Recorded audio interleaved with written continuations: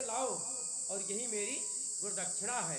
तो फिर अर्जुन गए और महाराज द्रुपद को जीत करके ला करके उनके चरणों में डाल दिए। चरणों में डालने के बाद में फिर गुरु द्रोणाचार्य ने कहा कि हे राजा द्रुपद, तुम मेरे शिष्यों के भी बराबर नहीं हो, क्योंकि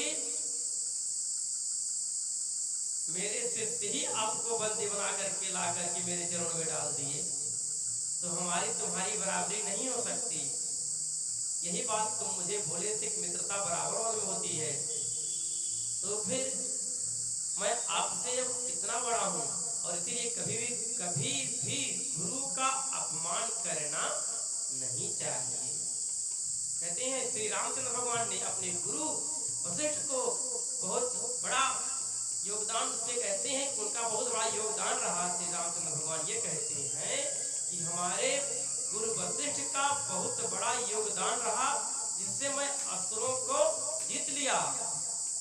गुरु वशिष्ठ कुल पूजे हमारे,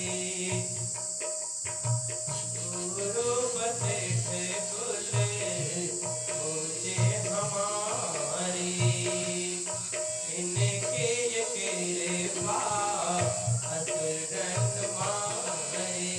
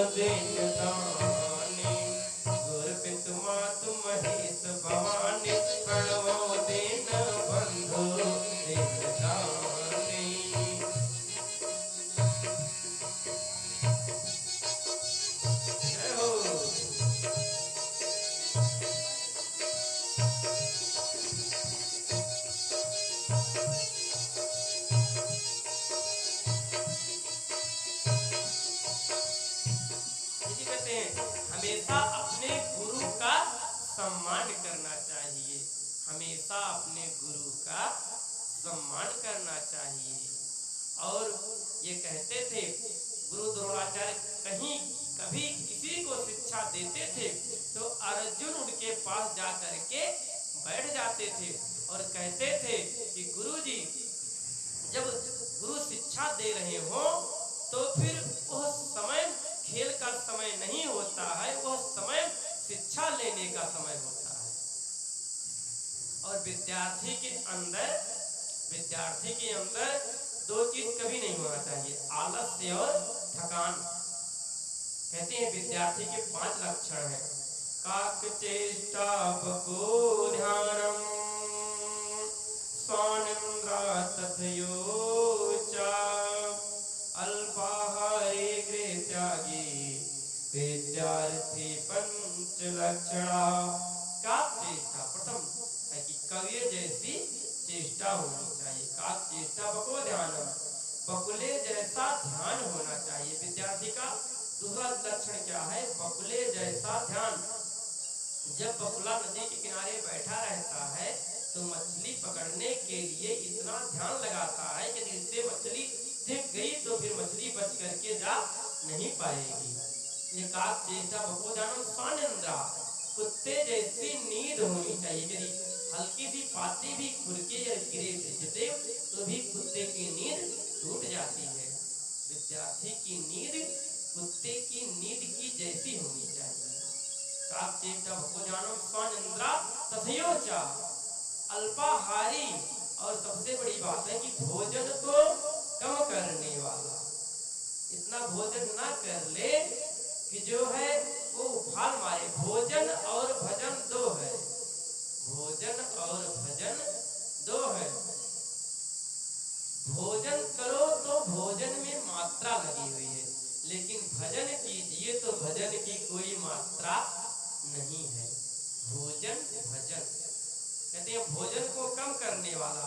और गृह त्यागी, घर को छोड़ करके दूर जा करके विद्या ग्रहण करे। यही विद्यार्थी के 5 लक्षण हैं।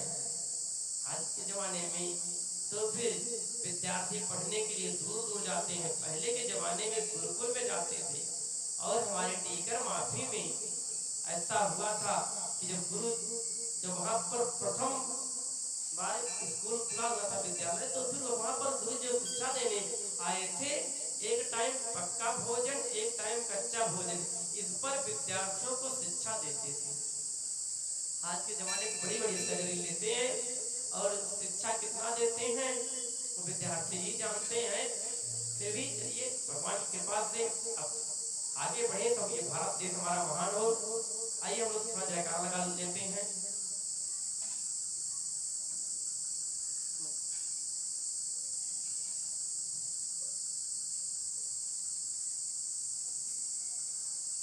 माता विंध्यवासिनी की कृपा से उसरण भवानी पर ये कथा चल रही है, तो फिर हम लोग जयकारा कर लेते हैं। विंध्यवासिनी माता हमारी जो है और हमारी ये मैया है, शनि बाबा हैं, हनुमान जी महादेव बाबा हैं, जितने भी हैं सब के सब बड़े ही यहाँ पर पुण्य देने वाले हैं। जो भी इनके दरबार में आता है वो झोली भर करके जाता है, और जो भी आता है खाली हाथ जब आएगा वो झोली भर कर जाएंगे। यहाँ की ऐसी महिमा है।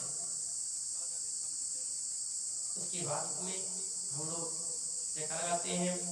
बोलिए उसरण भवानी के जय हो, बोलिए लक्ष्मी मैया के जय हो, बोलिए गणेश भगवान की जय, बोलिए महालक्ष्मी माता की जय, अपने माता पिता चरण कमल की जय, महालक्ष्मी माता की जय, यहाँ के पवित्र पावन धरा धाम के जय, श्रीमद् भागवत कथा महापुराण की जय, श्री राम कथा पुराण की जय, अपने माता पिता चरण कमल की जय, स्वामी परमहंस महाराज के जय, जगदम्बन बाबा की जय, बन शक्ति मैया की जय।